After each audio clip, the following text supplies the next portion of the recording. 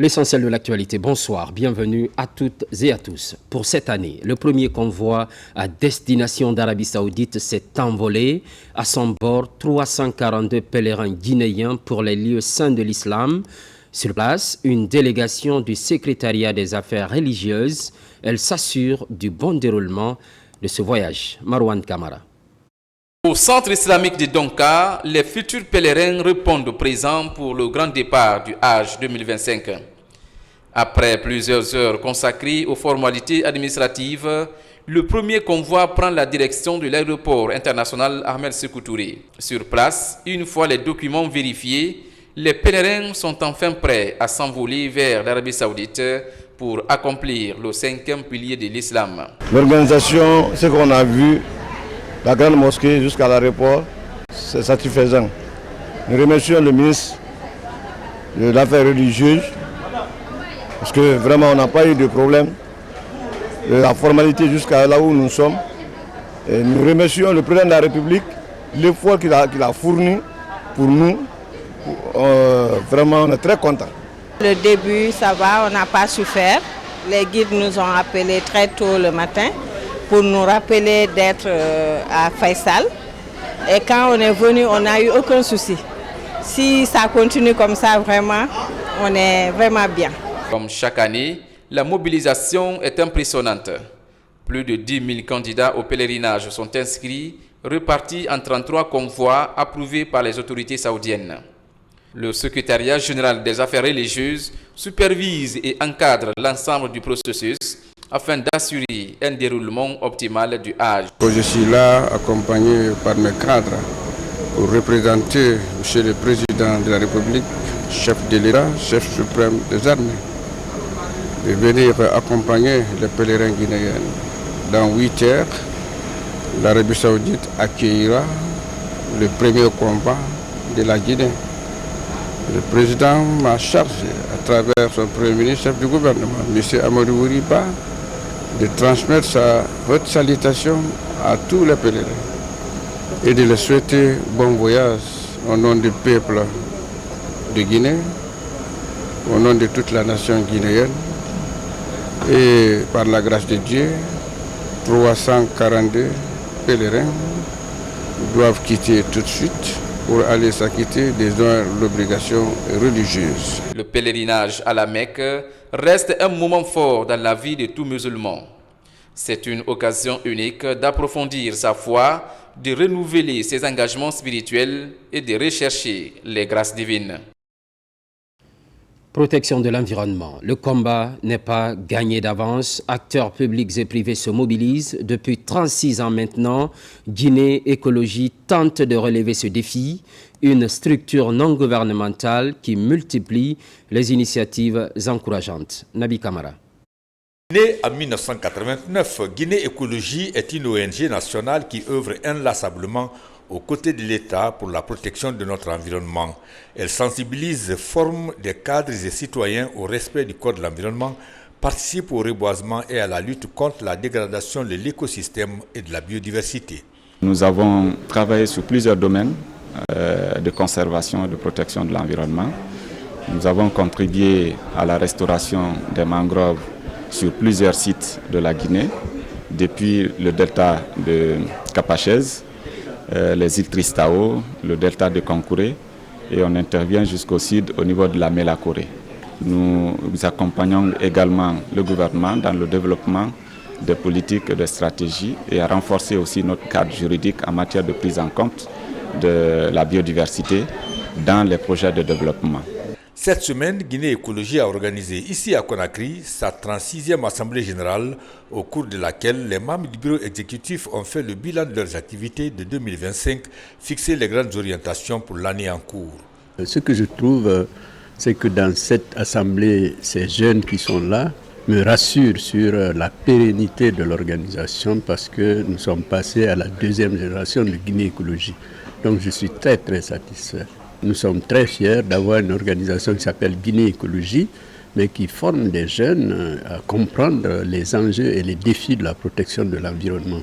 Et nous invitons beaucoup de jeunes à nous rejoindre parce que l'adhésion est ouverte à Guinée Écologie. Nous donnons beaucoup de formations Et nous nous disons que de toute façon, les solutions pour les défis et les enjeux aujourd'hui de la protection de l'environnement sont dans les approches écologiques qu'on appelle de plus en plus les solutions basées sur la nature.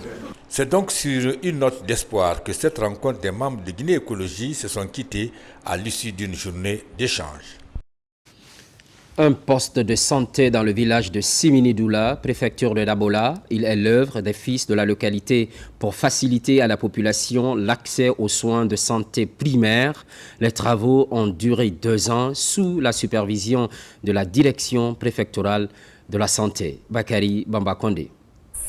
À 35 km de la sous-préfecture de Ndema, dans la préfecture de Dabola, le village de Siminidoula. Il vient de célébrer un moment historique avec l'inauguration de son tout premier poste de santé. Après des années d'attente et de besoins urgents en matière de soins médicaux, cette infrastructure représente désormais un espoir pour les habitants. Elle est réalisée par l'ensemble des fils résidents et ressortissants de la localité. L'accès aux soins de santé dans notre pays est un droit fondamental. C'est pourquoi ce poste de santé est crucial pour nous. Il est conçu pour répondre aux besoins de notre population. Cet événement marque donc une étape significative dans notre engagement à améliorer la santé et le bien-être de notre population. Le nouveau poste de santé compte des services essentiels, notamment des consultations médicales, des vaccinations, des soins préventifs et l'accouchement. Cependant, les habitants sollicitent auprès de l'État un personnel médical qualifié pour assurer le bon fonctionnement du centre. Au lieu d'attendre jusqu'à ce que la maladie soit une complication pour vous, acceptez de se faire vacciner, surtout nos enfants, les femmes enceintes qui doivent se rendre dans les structures de santé pour leur consultation prénatale. Au lieu que les gens ne continuent à évacuer sur Konso ou à Dabola, c'est maintenant ici. Donc ça réduit non seulement les frais de déplacement, les risques aussi. Les populations voisines ici, c'est encore un ouf de soulagement par rapport à la question de santé. En prélude à l'inauguration, le Quasimam de Siminidoula a lu le Coran plusieurs fois pour non seulement la paix et le renforcement du tissu social en Guinée, mais aussi soutenir et accompagner les actions de développement en cours par le président Mamadi Doumbouya. Sur tout autre plan, sécurité privée, les acteurs renforcent leur capacité après les patrons de ces entreprises, les bodyguards ou les gardes du corps aussi sont soumis à l'exercice, une manière de les aider à comprendre la responsabilité pénale, civile, disciplinaire et administrative dans le cadre de la sécurité événementielle. Karim Kamara. Dans la régulation du sous-secteur de sécurité privée, l'on est sur le point de franchir un autre palier. Ces hommes communément appelés bodyguards s'alignent à leur tour sur le programme de l'ORASPC. Spécialistes en sécurité événementielle, leurs capacités sont renforcées sur les risques liés aux événements publics. Les agents de sécurité n'ont pas d'autre choix que de se faire former. Parce que l'ORASPC est en train d'abattre un boulot extraordinaire. C'est parce que c'est les premiers acteurs, c'est eux qui sont face au public, c'est eux qui peuvent appliquer les règles de sécurité. Un accent particulier est mis sur les contours juridiques du métier. Il s'agit de la coproductivité de la sécurité privée auprès de celle publique, les infractions liées au comportement de ces agents dans l'exercice et en dehors de leurs fonctions et leur rôle dans la sécurisation des cérémonies événementielles. Véritablement, ils ont su aujourd'hui qu'ils ne sont plus vigiles. Le vigile a une fonction de surveillance, mais un agent de sécurité va au-delà des fonctions de vigile. Je crois que quand vous interrogerez les agents de sécurité qui ont pris part à cette formation, ils vous diront qu'ils sont sortis satisfaits de cette formation et que dans l'avenir, ils seront être des agents de sécurité exemplaires dans la société. Convaincus d'appartenir désormais à une école, ces bodyguards estiment qu'ils ont beaucoup plus à perdre si leur métier n'est pas réglementé. Au niveau des gros bras, nous n'étions pas du tout considérés. On a duré dans ce secteur. On ne gagne rien du tout. Ce n'est pas réglementé, c'est juste ça. On va considérer ça comme essence d'expérience entre eux en tant qu'acteurs et nous en tant que régulateurs. Il y a beaucoup d'autres aspects qui peuvent venir, notamment la question liée au per diem, qui perçoivent après chaque activité. Tout au long de la rencontre, les images sur la gestion des drames lors de certains grands événements sportifs et culturels passés sont projetées, sans oublier d'annoncer qu'il y aura bientôt l'avènement de la carte professionnelle. Festival culturel et sportif, c'est prévu en juillet prochain à Yukunkun, une première édition avec la signature des fils de la localité. Une mission préparatoire s'est rendue à Koundara pour rencontrer les acteurs clés de l'organisation et s'enquérir de l'état d'avancement des infrastructures en cours de rénovation. Moussa Komara. C'est en prélude à la première édition du Festival culturel et sportif de Yukunkun que cette mission de l'association des jeunes ressortissants, résidents et amis de ces villages historiques et touristiques séjourne ici à Koundara. D'abord cette visite de courtoisie chez le préfet, ensuite cette réunion cruciale avec les maires, les DSPJ, les entraîneurs et autorités administratives pour tabler sur les préparatifs et enjeux du festival. Yukunkun a besoin de ses fils parce que déjà tous les régimes précédents n'ont pas eu à faire quelque chose dans le cadre du développement de Yukunkun. On ne peut pas s'asseoir avec bras croisés. Dans nos plans de développement, d'action, on a initié d'organiser ce festival-là afin qu'on puisse réunir au moins une fois les fils de Yukunkun ensemble. Chaque année, on veut pérenniser cela. Le défi est important. Avec ces festivals, ces jeunes ressortissants espèrent mettre en lumière toutes les richesses touristiques et culturelles de Yukunkun. Mieux, il sera l'occasion unique de repenser le développement de ces villages qui manquent de tout. Tout le monde connaît Yukunkun chez nous, c'est vrai. Hein? Ce n'est pas parce que ça ne va pas tellement, ça va, mais nous sommes beaucoup en retard. Donc une telle initiative, vraiment, je la salue. Nous saluons cette initiative-là, parce que ça nous aide. Ça aide à développer la localité de Yukunkun. À ce rendez-vous culturel et sportif annoncé, Yukunkun va accueillir du monde.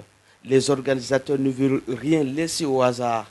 Les travaux de réhabilitation des bâtiments administratifs et du stade sous-préfectoral sont en cours d'exécution. La mission est venue s'imprégner de l'évolution. Une approche participative saluée par les autorités préfectorales. L'État va beaucoup faire, mais une fois que c'est les ressortissants même et la couche de la jeunesse même qui est l'avenir du développement, veut se charger de ce développement à la base, on ne peut que les encourager. Leur dire que l'autorité reste à leur disposition pour les accompagner. Cette première édition du Festival culturel et sportif de Yukunkun se tiendra au mois de juillet. Plus de 700 visiteurs sont attendus à Yukunkun, la ville des abeilles. C'est un coup dur pour la culture guinéenne. L'humoriste Moussa Kofoé a tiré sa révérence ce lundi matin. Décès survenu à Kindia des suites de courtes maladies. Plusieurs médias confirment sa disparition. En plus de l'humour, Moussa Kofoé pratiquait la couture. Il s'est également investi dans l'encadrement des troupes de jeunes humoristes. Son décès est vivement ressenti dans l'espace public, notamment le monde culturel et artistique. Les programmes se poursuivent, l'actualité évolue en Guinée, notre paradis, terre de richesse et d'innovation.